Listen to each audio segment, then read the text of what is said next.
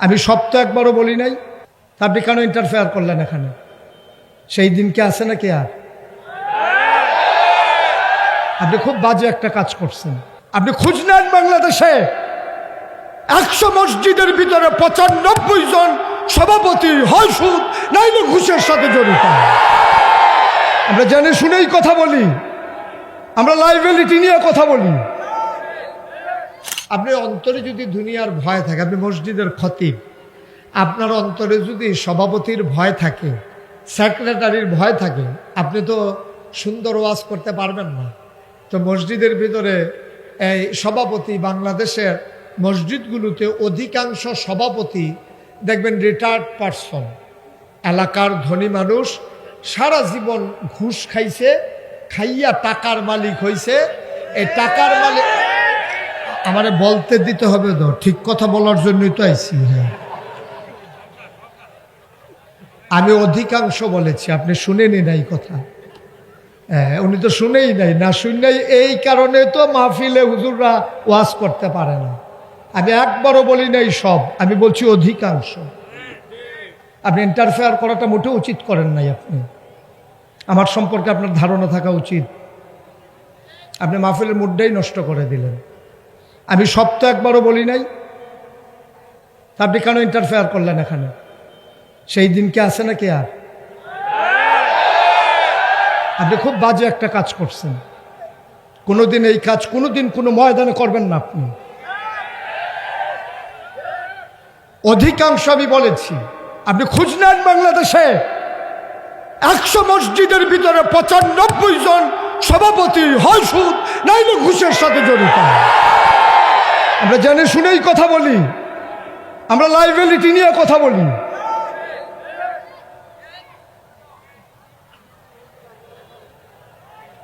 কয়জন ভালো মানুষ বাংলাদেশে আমার জানা আছে?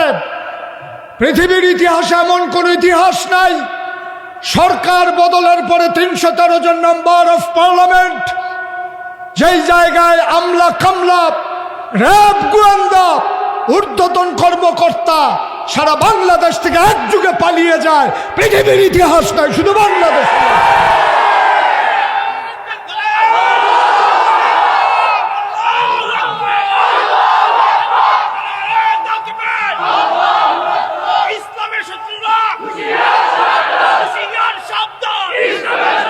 ঠিক আছে, কথা বুঝতে হবে, তারপরে কথা বলতে হবে। মাইক এখন আমার হাতে। একজন আলেমের সাথে কিভাবে কথা বলতে হয় আমরা ওইটা বুঝি নাই বলেই একসাথে সবাই পালানো লাগছে। যদি ডাক শুনতো, কথা শুনতো, তাইলে সবাই একসাথে পালানো লাগে না। আমি মনে করি 101টা কারণ যদি থাকে সরকার পতনের, এর ভিতরে 1 নম্বর কারণ হচ্ছে আলেম ওলামার সাথে বেয়াদবি। এই বাংলাদেশে জেলখানাগুলোর ভিতরে থাকার দরকার ছিল চোর, বদমাইশ, গুন্ডা, আর এই বাংলাদেশের জেলখানাগুলো ভরে গেছে আলেম ওলামা দিয়ে। এই বাংলাদেশ আলেম ওলামা দিয়ে মিথ্যা ট্রাইব্যুনাল সাজাইয়া, মিথ্যা প্রসিকিউটর সাজাইয়া, মিথ্যা বিচারপতি সাজাইয়া, মিথ্যা সাক্ষী বানাইয়া আমার কোরআনের বাকিগুলোকে হত্যা করা হয়েছে। এই বাংলাদেশে কে কোন অপরাধী আমাদের জানা আছে? অপরাধীরা পার পেয়ে যায়, ভালো মানুষগুলো অপরাধীর কাঠগড়ায় দাঁড়ায়, ঠিক কিনা বলেন? সুতরাং আমাদেরকে মনে রাখতে হবে, এই সময় একটা গেছে যে এই মঞ্চগুলোতে কথা বলতে দেওয়া হয় নাই, মসজিদের মিম্বারগুলোতে হকের কথার উচ্চারণ হতে দেয় নাই। কথায় কথায় মসজিদের ইমামের চাকরি চলে গেছে, খতিবের চাকরি চলে গেছে। সেই দিন একেবারেই গেছে। সেই দিন আঘাত এসেছে, পাল্টা আঘাতের সময় ছিল না। আজকে বাংলাদেশে আঘাত আসবে তো পাল্টা জবাব হবে। প্রতিটা আঘাতের পাই পাই করে হিসাব নেওয়া হবে। এইভাবে আর ছেড়ে দেওয়া হবে না। আমাদের যেমন ওদের যেমন এটা বাবার বাড়ি, আমাদেরও বাবার বাড়ি। আমরা ভেসে আসি নাই, ওদের বাবার বাড়ি আর আমাদের মামার বাড়ি। ও সাতপুর তো আমার মামার বাড়ি না। এমন বিষয় না ভাই, আজব কারবার হচ্ছে এই বাংলাদেশে। অধপতনের একটাই কারণ, একটু চিন্তার বিষয়। আমার অনেক কষ্ট লাগে মনে হলে যে একটা দেশ থেকে এইভাবে গোটা একটা দল একবারে নিঃশ্বাস হয়ে যাবে, কথা বলার থাকবে না। কেমন কথা, এটা আজব কথা। এ দেশের জন্য এটা ডেস্ট্রয়, এটা ধ্বংস, এটা অধপতন, এটা লক্ষণ বেশি সুবিধার না। ভালো মানুষ আজকে রাজনীতিতে আর আসতে চাইবে না, ঠিক কিনা বলবেন? ধ্বংস করে দিচ্ছে, সব শেষ হয়ে গেছে। তো যেই কথাটুকুন বলছিলাম, খুব মনোযোগের সাথে কথা শুনতে হবে, অর্থ বুঝতে হবে।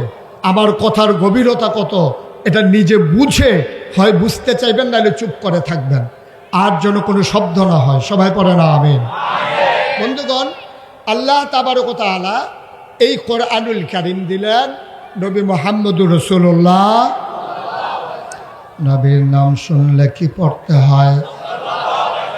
দুই একবার না বারবার, দুই একদিন না প্রতিদিন, দুই এক সপ্তাহ না প্রতি সপ্তাহ, দুই এক মাস না 12 মাস, দুই এক বছর না সারা জীবন আমরা পড়ব সাল্লাল্লাহু আলাইহি ওয়াসাল্লাম। মুসলমান, আল্লাহ কোরআনুল কারীমে 30 পারা 114 সূরা কত সুন্দর করে আল্লাহ জানিয়ে দিলেন। আল্লাহ সুন্দর করে বলে দিলেন, ইয়া আইয়ুহান নবী, হে নবী, আত্তাকিল্লাহ, আপনি ভয় পাবেন কেবলমাত্র, শুধুমাত্র, একমাত্র আমার আল্লাহকে, ঠিক কিনা? দুনিয়ার কোনো মন্ত্রী, এমপি, ওজির, নাজির, উপদেষ্টা, ওই যে বলছিলাম মসজিদ কমিটির সভাপতিকে ভয় পেয়ে যদি মসজিদের ইমাম কথা কয়, তাইলে আর ইসলাম থাকবে না, ঠিক কিনা বলেন? আমি কথা বলতে গেলে কোরআনে আমার বাবার বিরুদ্ধে চলে যান। আমার বাবা যদি অন্যায়কারী হয়, মনে করেন আমার বাবা যদি বেনামাজি হয়, তা আমি যদি আমার নামাজের কথা বলি, আমার বাবার পক্ষে যাবে না তো? এই জন্য কি আমি নামাজের কথা বলবো না? এটা বলে দেওয়া দরকার। এই এলাকার যারা মসজিদ কমিটির সম্মানিত সদস্যরা আছেন, ইমামকে ডাকাইয়া বলে দেবেন যে হুজুর, আপনি কোনোদিন কারো দিকে তাকাইয়া কথা বলবেন না, শুধু কোরআনের দিকে তাকাইয়া কথা বলবেন। এটা যার বিরুদ্ধে যায় যাক, এতে কিছু আসে যায় না, ঠিক কিনা? এতে যদি হয় তাহলে লাভ হবে জাতি, লাভ কিন্তু ইমাম সাহেব হবে না, লাভ হবে জাতি। ইমাম সাহেব বরঞ্চ কষ্ট করা লাগবে। এখন সভাপতি যখন বলে দিছে কোরআন সুন্নাহ মতো কথা বলবেন, এখন উনি ইচ্ছে করলে মন মতো কথা বলতে পারেন না। এখন কোরআন জেনে জেনে বুঝে বুঝে কোরআন অনুযায়ী কথা বলা লাগবে, এতে করে কষ্ট করা লাগবে। উনি জাতি বেঁচে যাবে, কোরআনের মৌলিক কথাগুলো, ফান্ডামেন্টাল ডিসিশনগুলো জাতি জেনে যাবে, তারা বুঝে ফেলবে এই কোরআনের ভিতরে কি আছে, ঠিক কিনা বলেন? দেখেন, তা আল্লাহ তাবারক ওয়া তাআলা নবীজিকে কেন এই কথা বললেন যে ইয়া আইয়ুহান নবী আত্তাকিল্লাহ, আপনি ভয় পাবেন আল্লাহকে? কেন বললেন? নবী কি আল্লাহকে ভয় পেতেন না? নবী কি আবু জেহেলকে ভয় পেতেন? আবু লাহাবকে ভয় পেতেন? তারপরও আল্লাহ কেন বলতেছেন হে নবী আপনি ভয় পাবেন আল্লাহকে? এটা বলার উদ্দেশ্য কি?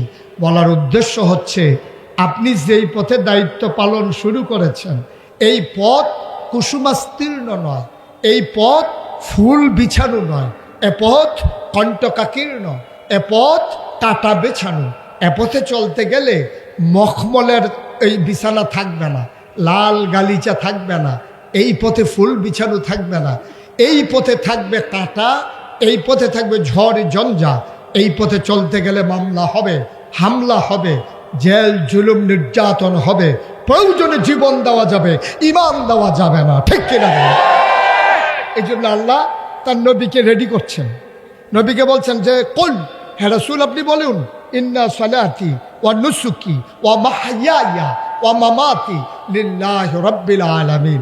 দেখেন কিভাবে আল্লাহ রাব্বুল আলামিন তার নবীকে তৈরি করতেছেন। বলতেছেন হে নবী আপনি বলুন। বলেন যে বলেন আল্লাহ কি বলবো? বলেন ইন্না সালাতি, আমার নামাজ, ওয়া নুসুকি, আমার কোরবানি, ওয়া মাহইয়ায়া, আমার জীবন, ওয়া মামাতি, আমার মরণ, লিল্লাহি রাব্বিল আলামিন, কেবলমাত্র, শুধুমাত্র, একমাত্র আল্লাহ রাব্বুল আলামিনের জন্য, ঠিক কিনা কম? এটা দিয়ে রেডি করলেন যে আপনার মৌলিক সিদ্ধান্ত, আপনার নীতিগত সিদ্ধান্ত, আপনার হৃদয়ের অনুভূতি আপনি নিজেকে নিজে তৈরি করেন।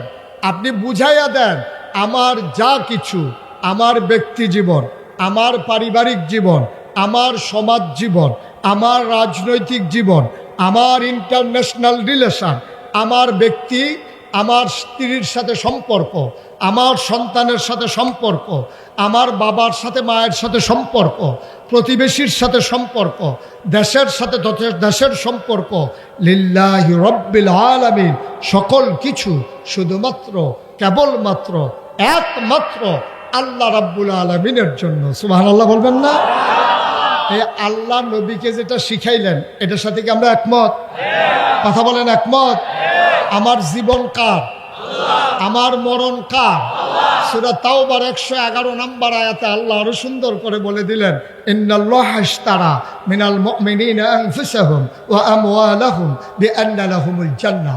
ও মতলবের মানুষ, শুনো শুনো শুনো, ইন্নাল্লাহা, নিশ্চয়ই আল্লাহ, ইশতারা, ক্রয় করে নিয়েছেন, কিনে নিয়েছেন, মিনাল মুমিনিনা, মুমিনদের কাছ থেকে, আনফুসাহুম ওয়া আমওয়ালাহুম, তোমাদের জান এবং তোমাদের মাল, বিআন্না লাহুমুল জান্নাহ, আর এর বিনিময়ে যা দিয়ে তোমাদের কাছ থেকে জানমাল কিনেছে তার নাম হলো জান্নাত। সুবহানাল্লাহ বলবেন? তাহলে এই জান কার? কথা বললেন, এই জান কার?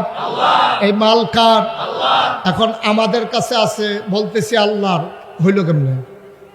আল্লাহ বলছেন জান আর মাল যদিও তোমরা বিক্রি করছো, আমি আবার তোমাদের কাছে আমানত রেখেছি।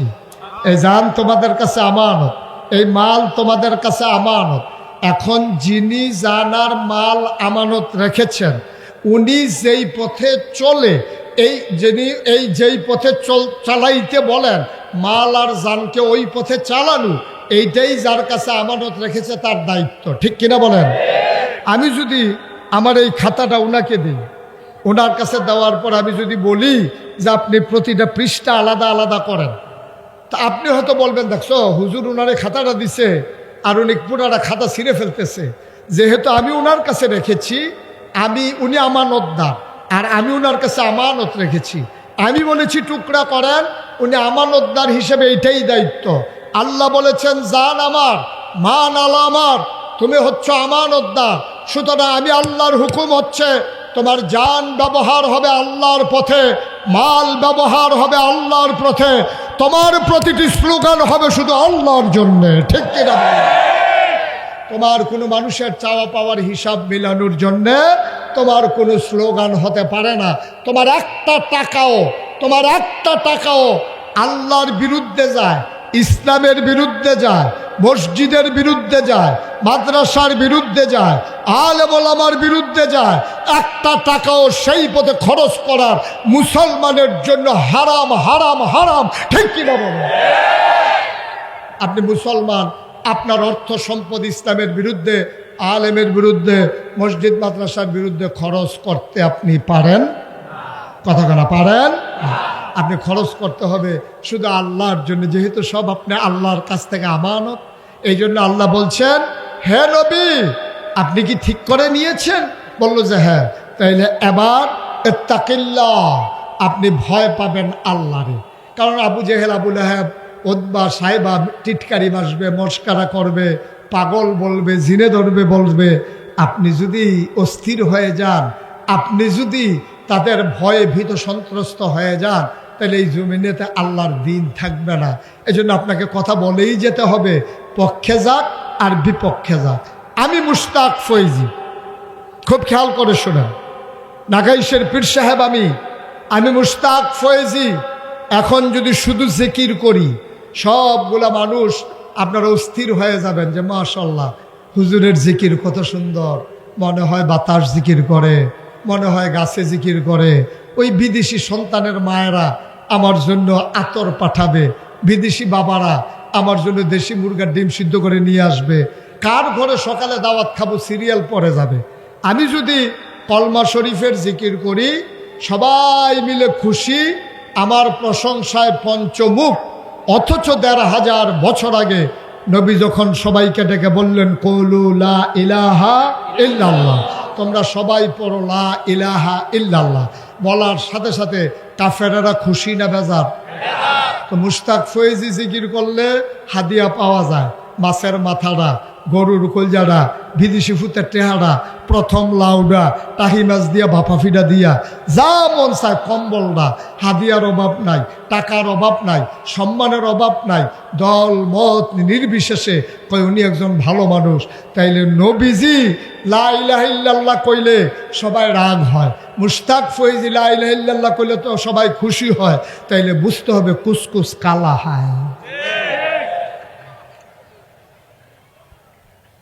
এটা আপনি বন্ধ করেন, কাইন্ডলি একটু বন্ধ করেন। আপনি আসছেন পরে আইসা আবার বিরক্ত শুরু করছেন না, মানে এটা খেয়াল করে শুনেন, মনোযোগের সাথে কথা শুনেন। আমিন কর, জুড়ে কর, আর জুড়ে। এখানে রহস্যটা কি? আমি লা ইলাহা ইল্লাল্লাহ বললে সবাই খুশি হয়। আমাদের দেশে পীর মাশায়েখরা যখন জিকির করে সবাই খুশি হয়, কিন্তু এই নবীজি বলার কারণে সবাই রাগ হয়। কারণটা কি? শুধু কি রাগ হয়? আবু জেহেল নবীরে মারতে যায়, বারবার মারতে যায়, 2-3 জন ধৈর্য রাখে, তারপর আবু জেহেল যায়। আমি ওইখানে থাকলে বলতাম ভাই ছাইড়া দাও, ছাইড়া দাও, 1-2টা দিয়া 2-3টা খাইয়াই হোক, দেখবা ঠিক হয়ে যাবো। আমাদের দেশে যখন দরুনটা থাকে তখন দেখবেন ঝগড়া জমে বেশি, আর দরুনটা যদি বেরিয়ে তো হয় ঝগড়া কার কারণ বেরিয়েতে ধরছে তো। আমাদের দেশে দরুন না থাকলে ঝগড়া জমে বেশি। আমি কই ধরার দরকার কি, সাইডা দেন, হাতে 2টা দেখতে 2টা দেখ, খাইয়া বুঝালো খানা কি জিনিস, দেখবার পরে ধাক্কাইয়াও ফাটাইতে পারবেন না। এখন আবু জেহেল যখন বারবার নবীর দিকে ঘুষি মারতে যায়, এখন কেউ তো আর সাহস করে না। এবার নবীর আপন চাচা আবুল আহাব, কি নাম? কথা না, কি নাম? নবীর আপন চাচা আবুল আহাব, সে গেছে নবীরে মারার জন্য। একটা পাথর নিছে, খুব খেয়াল করে শুনে, একটা পাথর নিয়া নবীর দিকে একটা ঢিল মারছে, বলছে ইয়া মুহাম্মদ তাব্বা আলাক, ও মুহাম্মদ তোমার ধ্বংস হোক। নাউজুবিল্লাহ বলবেন না? এই গালিটা কি সাধারণ না জঘন্য? কয়েকজনের সামনে বলছে না, সবার সামনে, সবার সামনে। নবী খুব লজ্জিত হয়েছেন, ভদ্র মানুষ, কত শালীন মানুষ। নবীজি কখনোই ব্যক্তিগত, খুব খেয়াল করে একটা কথা শুনে রাখেন, ব্যক্তিগত আক্রমণে নবীজি কখনো রাগ করতেন না, কিন্তু দিনের ব্যাপারে যদি একটু চুল চারা দেখতেন, নবীজির কলিজায় আগুন লেগে যেত। সুবহানাল্লাহ বলবেন। এবার আবুল আহাব যখন ঢিল মারছে, পাথর নবীর গায়ে লাগে নাই, কিন্তু জঘন্য গালি দিছে, সবাই কিন্তু গালিটা শুনছে। আবার নবীজি চুপ মেরে বসে আছেন, সাথে যারা নতুন সাহাবা তারা বলতেছি ইয়া রাসূলুল্লাহ এত বড় গালি দিল, আমরা কি কিছু বলবো না? ওরা বলল, নবীজি বললেন আমরা মাইনরিটি, ওরা মেজরিটি, আমরা সংখ্যায় কম, ওরা সংখ্যায় বেশি, সুতরাং ওরা এখন প্রতিবাদ করা যাবে না। তাহলে কিছুই বলবো না? নবীজি বললেন কে বলে কিছু বলবো না? যা বলার বলে দিয়েছি, যেখানে বলার সেখানেই বলে দিয়েছি। সুবহানাল্লাহ বলবেন। ওই দরবারটা কার? এটা কি থানা, নিম্ন আদালত, জজ court, high court, supreme court, appeal বিভাগ? এই আদালত আহকামুল হাকিম, তিনি হচ্ছেন বিচারকের উপরে বিচারক। সুবহানাল্লাহ বলবেন না? ওই জায়গায় বিচার দিলে পাওয়া যায় নাকি যায় না? কথা কেন যায় নাকি যায় না? তবে একটু দেরি হয় আর কি, 15 বছর লাগে। কয় বছর লাগে? এত তাড়াতাড়ি বিচার পাওয়া যায় না। উনি মনে মনে কইতেছে কবে বিচার দিলাম, আইয়ে না দিয়ে এমন আওয়াই আইছে। খেয়াল করেন, খুব খেয়াল, এমন আশাই আসছে। আমি খেয়াল করে দেখেছি কোনো রাজনৈতিক দলের নেতা, কোনো আলেম ওলামা, কোনো বৈষম্য বিরোধী ছাত্র আন্দোলন, কোনো মসজিদের ইমাম, কোনো মঞ্চের বক্তা, কেউ একজনও দাবি করে নাই দফা 1, দাবি 1, দেশ ত্যাগ, দেশ ত্যাগ। এই কথা কেউ শুনছেন? সবাই কি বলছে? দফা 1, দাবি 1, পদত্যাগ, পদত্যাগ। আল্লাহর ফায়সালা দেখেন, একটা মানুষের মাথায় কিন্তু দেশ ত্যাগ আসে নাই, একটা লোক বলেও নাই, কিন্তু আল্লাহ কয় যেই পাপ বাতি হইছে এটাতে পদত্যাগে হবে না। দফা 1, দাবি 1, তোমরা বলো পদত্যাগ, পদত্যাগ, আর আল্লাহ বলে দেশ ত্যাগ। ঠিক কিনা বলে? একজন লোক কিন্তু বলে নাই, কেউ চিন্তায় আসে নাই যে দেশ ত্যাগ করতে হবে। এই ফায়সালা কার? কথা বলে কার? তাহলে বুঝে গেল বিচার দিলে পাওয়া যায় নাকি যায় না? নবীজি বিচার দিয়েছেন কার দরবারে? নবীজি নিজেই কয় লা হাজাব বাইনাহু ওয়া বাইনাল্লাহ, তার মাঝে আল্লাহর মাঝে কোনো পর্দা নাই। যার উপরে তুমি জুলুম করেছ তারে কয় মাজলুম। মাজলুম যখন আল্লাহ বলে ডাক দেয়, আল্লাহ সাথে সাথে কবুল করে নেয়। তবে রেজাল্ট আছে সুবিধা মতো। নবীজি বিচার দিলেন কার দরবারে? কিসের বিচার দিছিলেন? ওই পাথর যে মারছিল, মনে আছে তো নাকি? হ্যাঁ, ঠিক আছে, ফাইন, সচেতন শ্রোতা। এখন বিচার দিছে পরে, এখন সব সাহাবারা বসে আছেন। নবীজি চোখের পানি ছেড়ে দিয়ে কাঁদতেছেন, সাহাবারাও বসে আছেন। আল্লাহর নবীর মনটা খুব খারাপ, সাহাবারাদেরও মন খারাপ। আলাপ সালাপ করতেছে, হঠাৎ করে নবীজি বললেন ওয়ালাইকুম আসসালাম রহমতুল্লাহ। সবাই অবাক বিস্ময়ে, তাকে কেউ তো সালাম দেয় নাই। নবীজি কেন বললেন ওয়ালাইকুম আসসালাম রহমতুল্লাহ, কেন বললেন? এই সময়ে হঠাৎ করে সাহাবারা জানতে চাইলেন, ইয়া রাসূলুল্লাহ, কেউ তো আপনারা সালাম দেয় নাই, আপনি কার সালামের জবাব দিলেন? সুবহানাল্লাহ বলবেন না? আল্লাহর নবী ডাক দেয়া কয়, ও সাহাবারা মন দিয়ে শোনো। আল্লাহর ফেরেশতা জিবরাইল আমারে এসে কয়, আসসালাতু ওয়াসসালামু আলাইকা ইয়া রাসূলুল্লাহ। আমি বলে দিলাম ওয়ালাইকুম আসসালাম ওয়া রাহমাতুল্লাহ। কওনি কি বলতে চায়? কওনি এসে বলতে চায়, নবী গো, আপনি কি আল্লাহর কাছে কোনো বিচার টিচার দিছিলেন নাকি? সুবহানাল্লাহ কয় না? আমি একটু আল্লাহরে জানাই রাখছিলাম। কয় বিচারের রায় তো চলে আসছে, রায় আমরা সবাই জানি, সবাই পারি, চলো দলবদ্ধভাবে সবাই পড়ি। আউযু বিল্লাহি মিনাশ শাইতানির রাজীম। বিসমিল্লাহ।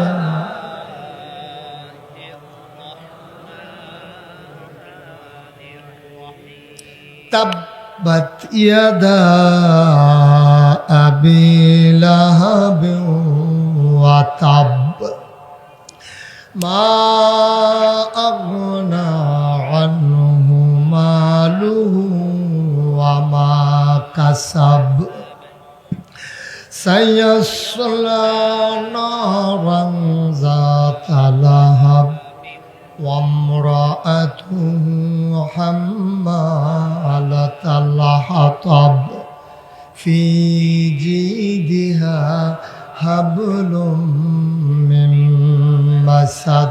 সুবহানাল্লাহ কয় না? গালি দিছিল কি দিয়া? শব্দটা কি মনে আছে? কি বলছিল? ইয়া মুহাম্মদ তাব্বা আলাক, ও মুহাম্মদ তোমার ধ্বংস হোক। তাব্বা, যেই শব্দটা দিয়ে গালি দিল, তাব্বা মানে ধ্বংস হোক। খেয়াল করেন, এটা কিন্তু ভবিষ্যৎকালের কথা বলেছে, ধ্বংস হোক। আর আল্লাহ কয় তাব্বাত, ধ্বংস হয়ে গেছে। সুবহানাল্লাহ বলবেন না? ওইটা যার জবাব।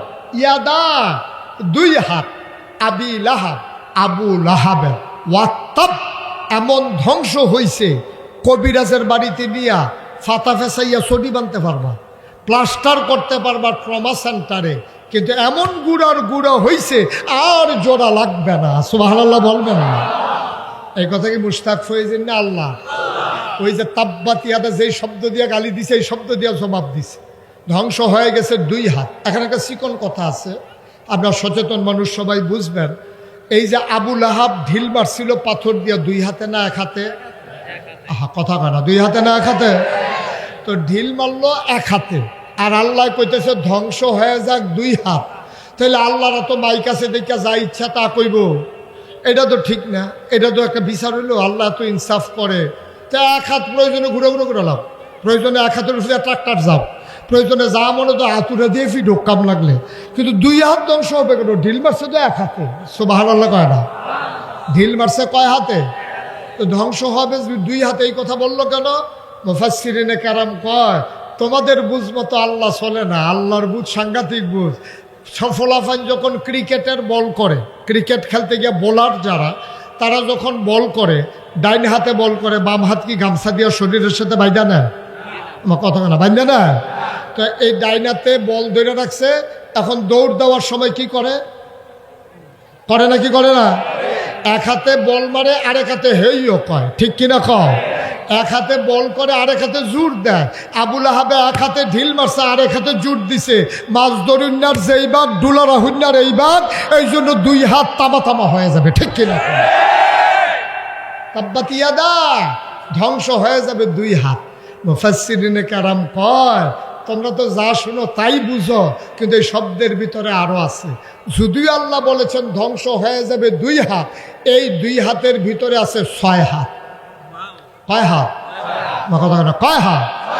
আমি এই হাতগুলার নাম বলবো আর আপনারা 1 2 গইনা যাবেন। হ্যাঁ, ডাইন হাত, কথা কয়, ডাইন হাত, বাম হাত, দুনিয়া, আখেরাত, ছেলে মেয়ে বউ, সম্পদ। কয়টা হয়েছে? আবার আপনারা করবেন। হ্যাঁ, জোরে আওয়াজ করে করবেন। ডাইন হাত, বাম হাত, দুনিয়া, আখেরাত, ছেলে মেয়ে বউ, সম্পদ। কয়টা হয়েছে? ঢিল মারছিল কয় হাতে? এখন টান দিছে কয়টা লইয়া? খেলা কার? মুসলমান। এবার যখন 6 হাতের কথা বলছে, মক্কার মানুষগুলা খুব দ্রুত বুঝে ফেলছে, ওরা আরবি জানতো। আবুল আহাবের সঙ্গী সাথী নিয়া চায়ের স্টলের ভিতরে আড্ডা মারতে আছে। কি রে মোহাম্মদ রে যে ঢিল মারছিলাম কেমন হয়েছে? কয় ভাই সব গেছিল সুজে জোর কম, ভাবিরে কইন দুধ মুধ খাওয়াইতো, আপনার শৈল তো জোর কমা গেছে, ঢিল দই পর্যন্ত যায় নাই। আবুল আহাব কয় দিছিলাম তো জোরেই গেল না কেন বুঝলাম না। নবীর সাহাবাদের সামনে যখন আয়াত নাজিল হলো, সাহাবারা কয় ইয়া রাসূলুল্লাহ এটা কি সবাইকে বলে দেব? কয় সবাইকে জানিয়ে দাও। এবার সাহাবারা দৌড়ায়, যারা পায় তারই কয়। আবুল আহাব যে গালি দিছিল জবাব আসছে। গিয়া দেখে আবুল আহাব আড্ডা মারতে আছে। সাহাবা গিয়া কয় আহাব ভাই সাহেব জবাব তো চলে আসছে। কয় কি বলছে তোমাদের আল্লাহ? কয় তাব্বাত ইয়াদা আবি লাহাব ওয়া তাব। এই কথা যখন আবুল আহাব শুনছে উঠটা দিছে দৌড়। আবুল আহাব আরবি বুঝতো নাকি বুঝতো না? তখন আবু জেহেল আবুল আহাব উঠটা দিছে দৌড়। তো যখন নেতা দৌড় দিছে, এখন কর্মীরার তো হুশ নাই। এখন কর্মীরা দৌড় দিয়ে গিয়া ধরছে, ধরে কয় আপনি আমাদের নেতা না, আপনি যদি হেলিকপ্টার উঠটালান আমরার কি উপায়? আপনি হেলিকপ্টারে উঠলে আমাদের উপায় কি? আপনি আমরা কই রেখা যাইতে আছে? আপনি যে দৌড় দিতে আছে আপনাদের, আপনি চলে গেলে আমাদের উপায় কি? আবার আবুল আহাব দাঁড়াইছে। আবুল আহাবের সঙ্গী সাথীরা কয় ভাইয়ারা আয়াত নাজিল হইছে আমার ব্যাপারে, তো আমি দৌড় দিতাম নাকি তোমরা দৌড় দিবা? আমি এনা টের ফাইতে আছি কি যাইতে আছে। আপনি কি মোহাম্মদের আল্লাহরে মানেন? কয় না। মোহাম্মদের আল্লাহরে মানেন না, মোহাম্মদের কথা বিশ্বাস করেন? কয় না। তো মোহাম্মদের আল্লাহরেও মানেন না, মোহাম্মদের আল্লাহর কথা বিশ্বাসও করেন না, তো মোহাম্মদের আল্লাহ যা কইছে এটা নিয়ে আপনি ভয় পাইছেন কেন? আবুল আহাব চিৎকার করে কয় ভাইয়ারা মোহাম্মদের আল্লাহও মানি না, মোহাম্মদের নবীও মানি না, মোহাম্মদের ইসলামও মানি না, মোহাম্মদের বিশ্বাসও করি না, কিন্তু খেয়াল করে দেখছি মোহাম্মদের আল্লাহ যা কয় তাই হয়। সুবহানাল্লাহ। হয় নাকি হয় না? কথা কেন হয় নাকি হয় না? এখন নমুনা খারাপ। শুরু হইব কি দিয়া? কইছে কয়টা? কথা কেন কয়টা? এখন আবুল আহাব শুধু টেনশন করতেছে শুরু জানি হয় কি দিয়া। আল্লাহ কই শুরু করাম তোর বউরে দিয়া। ঘরে ঘরে যখন আগুন লাগাই দেন টের পাইবা সংসার কি জিনিস। শুরু করাম তোমার বউরে দিয়া। আবুল আহাবের বউটা ছিল জঘন্য, নগণ্য না জঘন্য? সাংঘাতিক খারাপ মহিলা ছিল। এরকম খারাপ মহিলা বাংলাদেশে আছে নাকি নাই? নাই, ছিল। আছে, ছিল, আছে। আপনারা মতলব ওয়াজ করে কোনো মজা পাইলাম না। দাউদকান্দি ওয়াজ করে মজা। আমি যখন কইছি এরকম খারাপ মানুষ আছে নাকি নাই, এক বুড়া বেড়া ফাল দিয়া কয় হুজুর আমরা ঘরে আছে। দত্তর তোমার এটা কইতে কইছি হলো ঘরের কথা হ্যাঁ, তুমি ঘরের কথা বাইর করছো কেউ তাকে হুজুর আর বাসাম কয় বছর, তাই আমার আংরা বানাই লিছে তাই। আর সকালবেলা কইয়া দিয়া বইরাছে গিয়ে দেখ বালা। এরকম অসভ্য আছে নাকি নাই? আছে না ছিল? হ্যাঁ ঠিক আছে। মার হাবা কয় না রে, জোরে কয় না মার হাবা। আবার আবুল আহাবের বউটা ছিল খুব খারাপ মহিলা। এই যে উনি উঠছে কেন? বসান, উঠান না একটু, আর সামান্য একটু, সময় তো শেষ, আর সামান্য একটু বসেন, শেষ করে দিচ্ছি ইনশাআল্লাহ। মাহফিলে ওঠার দুইটা সিস্টেম আছে। আপনি যদি মাহফিল থেকে উঠতে চান শুধু একটা বাচ্চা লই আইবেন, এই তারে দেখাই উঠতে লাগবেন, কান্দে না যাইতেছি দাঁড়া তোদের সরষে দোকান। আর এই মোবাইলটারে ধরে এমনভাবে একটা ভাব করবেন জরুরি ফোন আইছে বিদেশি। এই দুটাই ফাও, এই দুইটাই ফাও। আল্লাহ যেন মাফ করে, সবাই কনা আমিন। তা আবুল আহাবের বউয়ের কথা মনে আছে তো? ভালো না খারাপ? নগণ্য না জঘন্য? সাংঘাতিক খারাপ। এই মহিলা জঘন্য। রাস্তার ভিতরে কাটা বিছাই রাখতো, সারা রাত অপেক্ষায় করত নবীর পায়ে কখন কাটা বিঁধবে।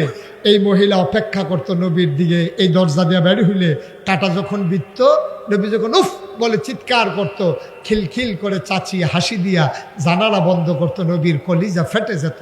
নাউজুবিল্লাহ বলবেন না? আল্লাহ কই শুরুই বইডারে দিয়া। এখন আয়াত যখন নাজিল হইছে, তাব্বাত আবি লাহাবেও ওয়াতাব, এই আয়াত আবুল আহাবের বউ শুনছে। রাগ কি কমছে না বাড়ছে?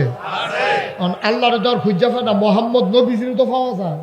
এই লোক, এই মহিলা করছে কি, এক দাও লইয়া রাস্তা দিয়া ঘুরতে আছে, আর যারে পায় তার এই জায়গায় মোহাম্মদরে দেখছো, কই দেখছি এই রাস্তা, এই রাস্তাত গিয়ে জায়গায় মোহাম্মদরে দেখছো, কই দেখছি এই রাস্তা। এখন এই মহিলা ঘুরতে ঘুরতে খুব টায়ার্ড হয়ে গেছে। এর ভিতরে হঠাৎ করে দেখে যে এই আবু বকর আর নবীজি রাস্তা দিয়ে হাঁটতেছে। এমন সময় আবু বকর দেখছে যে আবুল আহাবের স্ত্রী দাও নিয়ে আসতেছে। আবু বকর চিৎকার করে কই, ইয়া রাসূলুল্লাহ সর্বনাশ, আবুল আহাবের বৌদা আসতেছে দাও নিয়া, আপনারে পাইলে দুই টুকরা করে ফেলবে। নবীজি মুসকে হাসি দিয়া কয়, আবু বকর তোমারে দেখবে, আবুল আহাবের স্ত্রী আমারে দেখবে না। সুবহানাল্লাহ বলবেন না?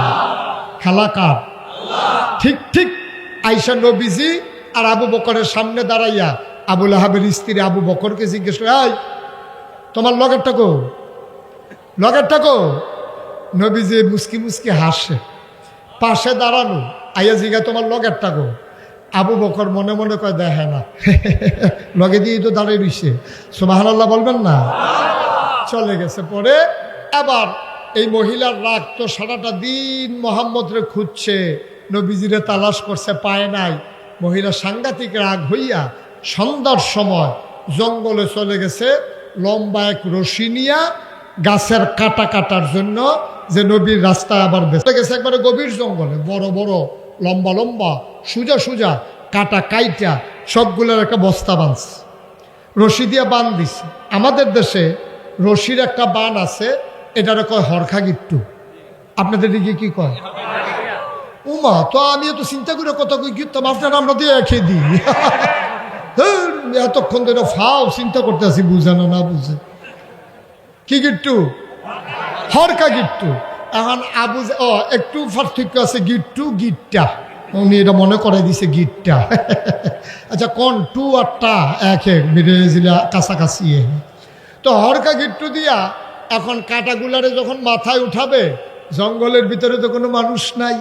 এখন মহিলা যখন বোঝা উঠাইতে গেছে, খুব খেয়াল করেন, চিকন কোথায় এসে পড়ছি আমরা, মাহফিলের শেষের দিকে এসে পড়ছি। এখন যখন বোঝা উঠাইতে গেছে, দেখে ওজন বেশি হয়ে গেছে, উঠাইতে পারে না। আচ্ছা, মতলবের মানুষ, সচেতন মানুষ, আপনারা বলেন তো, যখন আমরা দেখব যে কোনো মানুষ নাই ধরে উঠাই দেওয়ার মতো, বোঝাটা ভারী হয়ে গেছে, আমরা হইলে কি করতাম? একটু কমাই নিতাম। Thank you. আমরা কি করতাম? কমাইতো না তো, ইয়া বেশি তো। কি বেশি? আহা না, এটা করার দরকার নাই, ইয়া বেশি। এই মহিলার তো ইয়া বেশি, কমাইতো না। শয়তানে আইয়া বুদ্ধি দিছে কমানোর দরকার নাই। এরকম কাটা আর ফাও না ফাও দরকার আছে, এটা নেওয়ার দরকার আছে। এবার আসেন আসল কথা। এই যে এটা একটা পানির বোতল, এইটা মনে করেন এটা একটা পাথর। খেয়াল করেন সবাই, দেখা যাচ্ছে এখানে এই পানির বোতলটা একটা পাথর, এই চায়ের কাপটা একটা পাথর, মাঝে একটু ফাঁকা জায়গা আছে নাকি নাই? আবুল আহাবের স্ত্রী মাঝের ফাঁকা জায়গায় দাঁড়াইছে, দাঁড়াই ওসা পাহাড়টার উপরে লাকড়ির বোঝাটা, কাটার বোঝাটা উঠাইছে। মহিলার চিন্তা হইল, মাথাটা নোয়াইয়া কোনো মতে যদি মাথায় নিতে পারি, ধৈরা দাঁড়াইতে পারলে বাড়িতে চলে যেতে পারবো, কোনো টেনশন নাই। খেলা তো আল্লাহ। এখন সামনের পাথরে উঠাইছে বোঝা, মাঝের জায়গায় দাঁড়াইছে আবুল আহাবের স্ত্রী, পিছনে আরেকটা কি, এই তো মাশাআল্লাহ ফাইন।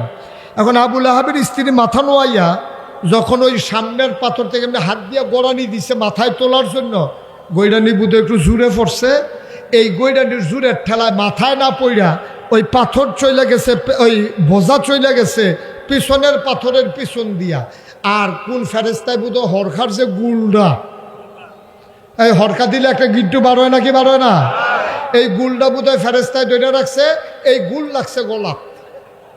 এখন বোঝা পড়ছে পাথরের এই পার্শ্বে, গুলটা রেখে রয়েছে গোলাপ, সামনের পাথরে ফাও আটকাই গেছে, পেছনের পাথরে কবর আটকাই গেছে, এমনি রয়েছে। দুই তিনটা আওয়াজ করে তাই নাই, দুই তিনটা আওয়াজ করছে। যখন বোঝাটা গলার ভিতরে গিয়ে রশিটা আটকাইছে, ফাঁসি হয়ে গেছে না, এখন উল্টায় না তো সামনের পাথরের জন্য, শুয়ে যায় না পেছনের পাথরের জন্য, দুই তিনটা আওয়াজ করে তাই। খেলা কার? কথা কেনা খেলা কার? কি খেলা? আল্লাহ। আল্লাহর খেলা দেখছেন? নবী জাগে নাই, নবীর কোনো সাহাবা যায় নাই। সেই জায়গায় যদি কোনো মুসলমান থাকতো তাহলে মুসলমানকে ওরা কচু কাটা করতো। আল্লাহ বলছে তোমাদেরকে দোষী করাবো না, আমার ফায়সালা আমি নিয়ে নেব, আমার খেলা আমি খেলে দেব, তোমাদের চিন্তার দরকার নাই। চিৎকার দিয়ে যখন দেখছে যে নাই, সন্ধ্যার পরে আবুল আহাব যখন ঘরে গেছে, ঘরে গিয়ে দেখে স্ত্রী নাই, ঘরে গিয়া দেখে কি নাই, ঘরে গিয়া দেখে বউ নাই, স্ত্রী নাই, পড়ে গেছে পেরেশানিতে। যারে পায় তারই জিগায়, ভাই তোরা ভাবিরে দেখছ? কয় না। কয় তোমরা ভাবি গেল কই, দেখছো না কেউ? একজনে কয় একটু আগে দেখছি দাও লইয়া রশি লইয়া জঙ্গলের ভিতরে গেছে, গিয়া সেরা না রশিদা কি গিট্টু দিছে। এই এলাকায় ওয়াজ করে সুবিধা হইল আপনারা হরখা গিট্টু চিন্না লাইছেন, আমি কক্সবাজার মাহফিলও গিয়া কইছি হরখা গিট্টু ছাইয়া রয়েছে। আমি কই ভাই এমনি দিয়া সেরা, এমনি যে উল্টাইয়া দেয় একটু যে গুলের মতো বারো হেইডা আর কি, এই চাইয়েই রয়েছে, বুঝাইতে আমি পারতাছি না। ফাঁসের সভাপতি হইলো ফাজেল মাদ্রাসার প্রিন্সিপাল, ওনারে কইলাম ভাই ভাই এই হরখা গিট্টুটা কারে কয়, আমি তো বুঝাইতাম পারতাছি না, আমার কথা তো তারা বুঝে না, আপনি একটু তারারে বুঝাইয়া কন। এবার আমার দিকে হাসি দিয়া চাইয়া কয় আমি বুঝলে না, তারারে বুঝাইতাম। আমি কি বুঝছি কিচ্ছু? আপনি কিতা কত সময় আগের থেকে হরখা হরখা করতে আসেন, আমি এই হরখাটাই কইতাম ফারাম জিনিসটা কিতা বুঝছি না। আবার চিন্তা করছি কক্সবাজার যাইতে ব্যাগের ভিতরে করে রশি লইয়া যাবো, হরখা কারে কয় চিনাই দিয়া যাব। আর আবুল আহাবের বউ আছে না গেছে? আর আবুল আহাবে খুঁজতে আছে, বউ কই বউ কই, খুঁজতে খুঁজতে একজনে কইছে জঙ্গলের দিকে গেছে। এই হাজাক বাতি লাইট মাইট বোম্বা বাতি জ্বালাইয়া জঙ্গলের ভিতরে গিয়ে দেখে গলার ভিতরে ফাঁসি পড়ে আছে, জিব্বা বের হয়ে আছে। তাই আবুল আহাবের স্ত্রী যখন মারা গেছে, আবুল আহাবের কাছে আইসা লোকজন বলতেছে ভাই সাহেব ভাবিরে পাওয়া গেছে। কয় কই ফাইছ? কয় জঙ্গলের ভিতরে লাকড়ির ফাঁসি লেগে মারা গেছে। আবুল আহাবে চিল্লান দেয়া কয় লাকড়ি টাকড়ি কিচ্ছু না রে, তাব্বাতি আদা, তাব্বাত। খেলা হইল আল্লাহ, এই লাকড়ি টাকড়ি ফাও, এটি কিচ্ছু না, এটা কোনো বিষয় না, বিষয় হইল খেলা কার? আল্লাহ তো একটা না একটা উপলক্ষ লইয়া করা লাগবে, তো আল্লাহ একটা না একটা উপলক্ষ লইয়াই কারবার ঘটায়। মতলবের মুসলমান মনে রাখো, সব জিনিস নিয়ে তামাশা চলে না। ওলামায়ে কেরাম হলো নবীর ওয়ারিস, ওলামায়ের সাথে চোখ উল্টাবা তো তোমার দুনিয়া উল্টে যাবে, ঠিক কিনা বলো? যুদ্ধের ভিতরে একদল বাহিনী হেরে গেছে, যুদ্ধের ভিতরে হাইরা গেছে, তো রাজমশাই সেনাপতিরে ডাকাইছে, এদিকে আসো, আমরা হারলাম কেন? আমার কি সৈন্য কম আছে? আমার কি র্যাব গোয়েন্দা কম আছে? আমার পুলিশ কম আছে? আমার দলীয় ক্যাডাররা নাই? ওরা থাকতে আমি হারলাম কেমনে? তো পুলিশ অফিসারে কইতে আছে, স্যার গুলি তো করি, গুলি করি একটা, যেইটার উপরে পড়ে এইটাই লড়ে, আবার এই আরেকটা দাঁড়ায়, দৌড় তো দেয় না। সুবহানাল্লাহ বলবেন না? বানানো গল্প না, বাংলার ইতিহাস, ঠিক কিনা বলো? এখন রাজমশাই হারছে, কথা মনে আছে তো নাকি? তো সেনাপতি রেজি গেছে আমরা হারলাম কেন? তো সেনাপতি বলতেছে রাজমশাই 101টা কারণে আমরা হেরে গেছি। কয়টা কারণে? কথা কয় না, কয়টা? 101টা কারণে আমরা হেরে গেছি। রাজমশাই বলতেছে 1 নাম্বার কারণ বলো। 1 নাম্বার কারণ হইল আমরা কাফের সৈন্যদেরকে ঘেরাও করে ফেলছিলাম, শত্রুদেরকে ঘেরাও করে ফেলছিলাম। আমরা গুলি করতে যাব, এমন সময় দেখি আমাদের বারুদগুলো সব পানিতে ভিজে গেছে। রাজমশাই কয় 101টা কারণের আর দরকার নাই, গুল্লি যখন পানিতে ভিজে গেছে আর জিতনের সম্ভাবনা নাই, সুতরাং একটাই চলবে, আর বাকি 100 আর লাগবে না। আমার ভাইয়ারা জানতে চায় 17 বছর দুর্দণ্ড দানবের সাথে দাপটের সাথে ক্ষমতা চালানোর পরে কেন হেরে গেল? আমি বলি 101টা কারণ আছে। এর ভিতরে 1 নম্বর কারণ হলো এই বাংলাদেশের আলেম ওলামাকে তারা অধপতন ঘটিয়েছে। এই আলেম ওলামাকে ধ্বংস করার কারণে আর কোনো কারণের দরকার নাই। আল্লাহর নবী বলেছেন লা হাজাবা বাইনাহু ওয়া বাইনাল্লাহ, তার মাঝে আল্লাহর মাঝে পর্দা নাই। ওই তাহাজ্জুদের নামাজ পড়ে আলেম যখন চোখের পানি ছেড়ে দেয়, এই চোখের পানির ওজন সহ্য করার ক্ষমতা কারো না। হয়েছেও তাই, হয়েছেও তাই। আর নাইলে আরো আরো আরো অসংখ্য কারণের পরেও এই একটাই কারণ, 1 নম্বর কারণ, ওলামায়ে কেরামের সাথে এই বেয়াদবি, ওলামায়ে কেরামকে লাঞ্ছিত করা, অপমানিত করা। আর এই কারণে আল্লাহ তাবারক ওয়া তাআলার বরদাশত করেন নাই। কেননা নবী বলেছেন আল উলামা ওয়ারাসাতুল আম্বিয়া, ওলামায়ে কেরাম নবীর ওয়ারিস। সুতরাং ওয়ারিসের সাথে বেয়াদবি করলে ওই মালিক যেমন বেজার হয়ে যায়, আলেমের সাথে বেয়াদবির কারণে আমার আল্লাহ এবং তার রাসূল বেজার হয়ে গেছে। ঠিক কিনা বলেন?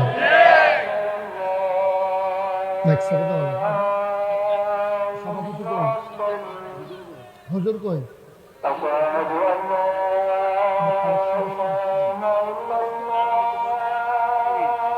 সবাই বসেন, আজ বসেন। আমি কি বলছি উঠতে? একটু বসেন না, আজান শেষ হোক, একজন কেউ আজানের জবাব দিয়ে দেন।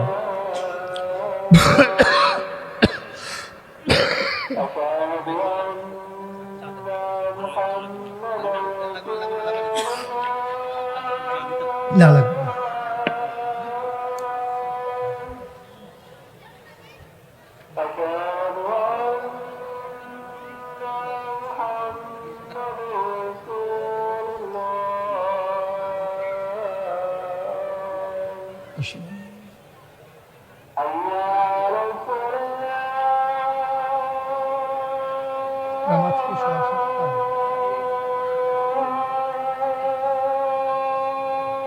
আমি বলছিলাম ওনাদেরকে যে বললো নামাজটা আমি বলছিলাম একটা আয়োজন লোকজন আসছে, এখন আর হবে না, আজান দেখেছে তো থাক। একটু একটু বসেন, আমরা শেষ করে দেব। জামাত সবাই আমরা একসাথে যেন পড়তে পারেন, এটা ব্যবস্থা করে দেবো ইনশাআল্লাহ।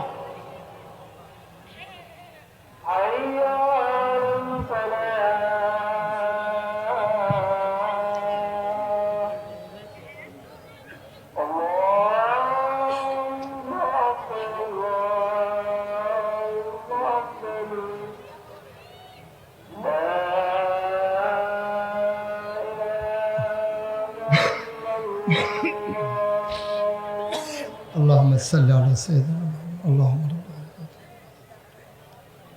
انك لا تخلف। জি, সবাই পড়ে আলহামদুলিল্লাহ। আমাদেরও কথা গুছিয়ে এনেছি। আমি কর্তৃপক্ষকে বলেছিলাম যে বলে যদি নামাজটাকে 15 মিনিট অথবা আধা ঘন্টা পেছনে নেওয়া যেত তাহলে আমাদের জন্য সুবিধা ছিল। যেহেতু আজান পড়ে গেছে, এখন এটা সমাজে বিভ্রান্তি ছড়াবে।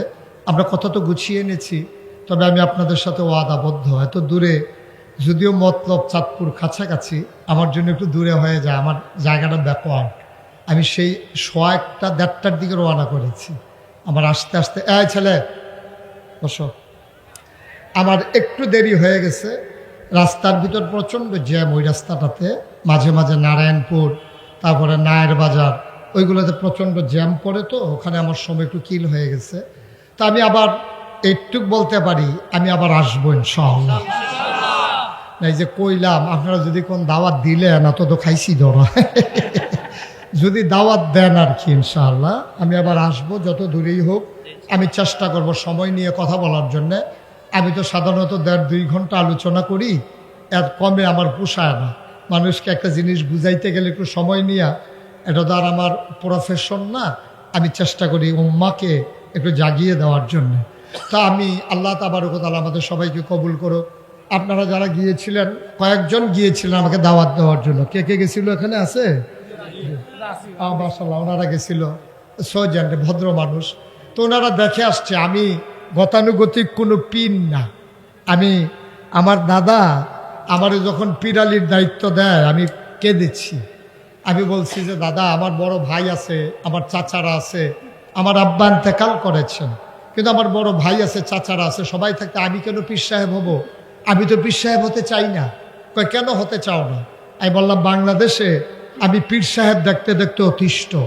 আমি দেখেছি সুস্থ সবল মানুষ কোনো কাজকর্ম করে না, মুরিদের বাড়িতে এই মুরিদের বাড়ি 5 দিন, এই মুরিদের বাড়ি 5 দিন, খানকার ভিতরে 10 দিন, এই বইয়া বইয়া খা। আর একটা অটো চালাইলেও তো ডেলি 500 কামাই করন যায়, ঠিক কিনা কও? আচ্ছা, পীর সাহেব বলে কি অটো চালান নিষেধ? কথা কথা নিষেধ? পীর সাহেব বলে সিএনজি চালানো যাবে না? নবীজি 1500 বছর আগে একটা দিন না এই কাজ না করে খান নাই।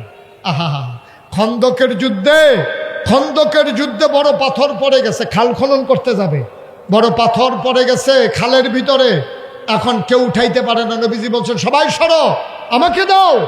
নবীজি গিয়া পাথরে ধরে টান মারলেন, কোমরের ভিতরে টুন করে আওয়াজ হলো। আম্মাজান আয়েশা রাদিয়াল্লাহু তাআলা আনহা শেষ বয়সে বললেন, ইয়া রাসূলুল্লাহ, আপনার মাত্র 62-63 বছর বয়স হয়েছে, আপনি কি বুড়া হয়ে গেছেন? আপনি এভাবে বাঁকা করে হাঁটেন কেন? নবীজি চোখের পানি ছেড়ে দিয়েছেন। আয়েশা, ও আয়েশা, ওই খন্দকের যুদ্ধের সময় যে আমি পাথর ধরে টান মারছিলাম, সেই দিন রোগের ভিতরে টান পড়ছিল, ওই দিন যে বাঁকা হয়েছিলাম আর সোজা হইতে পারি নাই। এই নবী তোমার আমার নবী, আর নবীর ওয়ারিস পীর বাসাক বৈশা বৈশা খাবে খানকার ভিতরে, মনে হয় যেন 5-6 জন বইয়া রয়েছে, আসলে একজন। খাইতে খাইতে এমন শৈল বানাইছে, এটার কি 1টা না 5টা বুঝে যায় নাই না। কি কারবার ভাই? একটা লোক বৈশা বৈশা খাবে, হাত আছে, নাক আছে, পা আছে, মুখ আছে, চোখ আছে। আপনি যে কোনো একটা কাজ করেন, আপনি কৃষিকাজ করেন, আপনি দোকানদারি করেন, আপনি ব্যবসা করেন, আপনি অটো চালান, আপনি রিক্সা চালান, না কিচ্ছু করবে না, শুধু বৈশা বৈশা খাবে। হগিন্ডি বেডি টেহা দেয়, হেই টেহা বইয়া বইয়া খায়। রিক্সাওয়ালায় টেহা দেয়, হেই টেহা খায়। ফলে রিক্সাওয়ালার জন্য কিছু করেন, ওই ভিক্ষা করা মহিলার জন্য কিছু করেন। লজ্জা থাকা দরকার, শরম থাকা দরকার। আমি সেই থেকে বলেছিলাম, দাদা আমি পিসাব হতে চাই না, আমি মেহনত করে খাউন না মানুষ, কাম লাগলে মাডিকেটটা খায়, পিসাবের দরকার নাই। আমি করেছিও তাই। আমার দাদা যখন বললেন না তোমাকেই দেওয়া হবে, তখন আমি বললাম আমাকে একটু জমিন দেওয়া লাগবে। আমার দাদা আমার একটু জমিন দিছে, আমি আর পরে জমিন কিনা শুরু করলাম। যারা গিয়েছে তারা দেখেছে আমার এখানে এখন মসজিদ মাদ্রাসা কমপ্লেক্স হচ্ছে 18 একর, 1800 শতক। কত শতক? কত শতক? 18 শতক। আরে 100। Yes, fine. ওনার ব্যাখ্যা সুন্দর হয়েছে। এই ওই যে আপনার যে 2 কথা কইছি, মাইন্ড করেন না। না, উনি যে মাইন্ড করছেন এটা বোঝা গেছে। উনি যেহেতু 1800 আলগা কইরা কইছে, সুতরাং বোঝা গেল। আপনার দিয়া এলাকারে সাইজ করে দিলাম আর কি, যেন কোনোদিন মঞ্চে যেন কেউ সাহস না করে।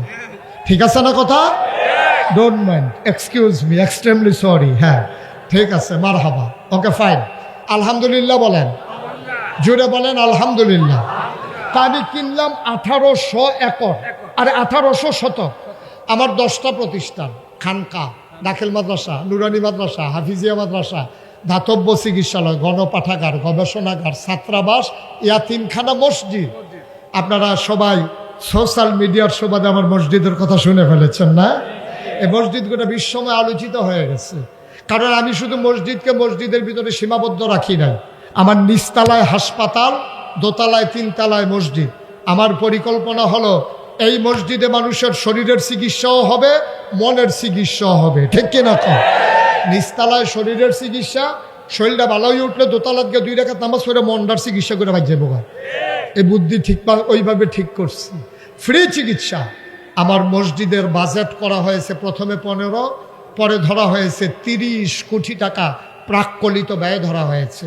আমি মুশতাক ফয়েজি আমি গরিব মানুষ, আমি ধনী মানুষ না। আমি নিয়ত করেছি 1 বছর মাহফিল করে যত টাকা পাই পুরো 1 বছরের হাদিয়া আমার মসজিদে দান করে দেব ইনশাআল্লাহ। আমি 1 বছরে 25 লক্ষ টাকা মসজিদে দিয়া তারপরে কাজ শুরু করছি। মারহাবা বলবেন না? আজকে আপনাদের এখানে আসার আগে আমি মসজিদের হিসাব মিলাচ্ছিলাম, আমি দেখলাম 4 কোটি 23 লক্ষ টাকা আজকে পর্যন্ত খরচ হয়ে গেছে। দোতলার কাজ চলতেছে, কলামগুলো উঠতেছে। এই কি রমজানের আগে দোতলার ছাদ হবে। 1500 বস্তার উপরে শুধু সিমেন্ট লাগে একতলার ছাদে। এর আগের ছাদে লেগেছে 1900 বস্তা। এটা একটু ছোট হয়ে আসছে দোতলার ছাদ। এই মাদ্রাসার এই মসজিদ আমার স্বপ্ন। আমি মাঝে মাঝে মসজিদের ছাদে উঠে গিয়ে কান্দি, আল্লাহর সাথে কথা বলি, আল্লাহ এত বড় মসজিদ শুরু করলাম, আমি যদি মরে যাই তাহলে মসজিদ কে করবে? আমারে যত মানুষ চিনে, আমার ছেলেদেরকে তো এত মানুষ চিনে না। আল্লাহ তুমি দয়া করো আমার উপরে। আমি দেশে বিদেশে ভিক্ষা করা মহিলা, রিক্সাওয়ালা মানুষ, কত মানুষ যেখানে টাকা দিয়েছে। আল্লাহ নবী বলেছেন, মাম বানা লিল্লাহি মসজিদান বানাল্লাহু লাহু বাইতান ফিল জান্নাহ, যে দুনিয়ায় মসজিদ বানাবে আল্লাহ জান্নাতে তার জন্য ঘর বানাবে। সুবহানাল্লাহ বলবেন? আমি কোনোদিন এই বাংলাদেশে মুশতাক ফয়জি কারো কাছে হাত পাতে নাই, কিন্তু আমার মসজিদ নিয়ে আমার কোনো লজ্জা নাই। এটা আমার স্বপ্ন। আমরা চাই এই মসজিদ বিনির্মাণে সবাই মিলে গর্বিত সদস্য হই, সবাই মিলে যেন এক জান্নাতে থাকতে পারি। আল্লাহ যেন কবুল করে সবাই বলে আমিন। আমার এই মসজিদে, আমি গরিব মানুষ, আমি 1 বছরের 25 লক্ষ টাকা আমি দান করে দিয়েছি। এখানে অনেক মানুষ আছেন। আমি চাই আমার এই মসজিদে সবাই মিলে আমরা এই একটু একটু করে যদি শরিক হই, আমার জন্য মসজিদের কাজটা সহজ হয়ে যাবে। আপনারা যদি পারেন, দয়া করে অনুগ্রহপূর্বক আপনি ওই আল্লাহর নবীর কথা অনুযায়ী মসজিদ বানালে জান্নাতে ঘর হবে, এই আশায় আমি বসার পরপরই আমার এক ভাই, এই না আমার হাতে টাকা দিয়েছিল, আপনি না, যে আমার এই ভাই বলতেছে, হুজুর আমার একটা ওয়াদা ছিল আপনার মসজিদের জন্য, টাকাটা নেবেন? আমি বললাম, যখন চাই তখন দিয়ে দেন। এখন তো চাইতে আসি, লইয়া বইয়া রিসেন কীর্তন, এটা কারবার দেখছো, আরো পকেটের ভিতরে লইয়া বইয়া রয়েছে। আতো না, এখানে কত? 5,000। উনি ওয়াদা করেছিলেন আমার মসজিদে 5,000 টাকা দেবেন। আজকে সাথে করে নিয়ে ভিপি জাকির ভাই উনি নিয়ত গেছিলেন, নিয়ত করছিলেন। এই ভাই আগে 5,000 বিকাশে পাঠাইছে, এখন আবার নগদ। এখন ক্ষতিই বনি কোনো, আরে এই মানুষের 200 ব্যাগ লইয়া মাথা তুই হাঁটতে পারবো? ট্রাকও করে নিবেন। আমি তো মনে করছি লইয়া নি না কাইস যাইব ইনশাআল্লাহ। আজকের মাহফিলের প্রধান অতিথি জনাব আব্দুল হাকিম মিয়াজি, আল্লাহ তুমি তোমার বান্দাকে কবুল করো। আমার ভাই উনি দেবেন 200 বস্তা সিমেন্ট, বলো মারহাবা। আল্লাহ যেন কবুল করে। মাশাআল্লাহ, আমার এক ভাই কিছু দিয়েছেন। আমার ভাই সভাপতি, আজকের মাহফিলের সভাপতি বুলবুল মাস্টার, না স্যার, কখনো মাস্টার বলবেন না, ওনারা স্যার, মানুষ গড়ার কারিগর, ঠিক কিনা বলো? এই বুলবুল কি? জোরে বলবা, বুলবুল, বুলবুল। এখন থেকে বুলবুল কি? ওনার মাস্টার বলবো, ওনার যারা বয়স সমান, ওনার যারা মুরব্বী তারা বলবে মাস্টার, আমরা বলবো কি? স্যার। বুলবুল স্যার উনি 10,000 টাকা দেবে ইনশাআল্লাহ, ইনশাআল্লাহ।